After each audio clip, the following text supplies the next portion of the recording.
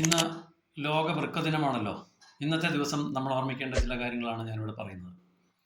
വൃക്ക എന്നത് നമ്മൾ ധരിച്ചു വെച്ചിരിക്കുന്ന പോലെ കേവലം ശരീര ശുദ്ധി നിലനിർത്തുവാൻ നമ്മളെ സഹായിക്കുന്ന ഒരു അവയവം മാത്രമല്ല,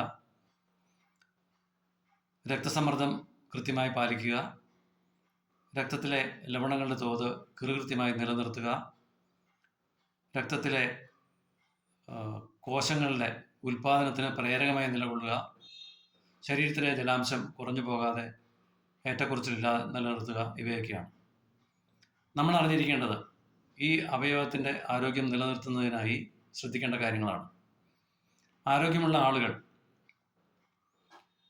അവരുടെ പ്രായത്തിനനുസരിച്ചും അവർ ചെയ്യുന്ന ജോലിക്കനുസരിച്ചുമുള്ള വെള്ളത്തിൻ്റെ അളവ് കുടിക്കുന്നുവെന്ന് ഉറപ്പുവരുത്തുക.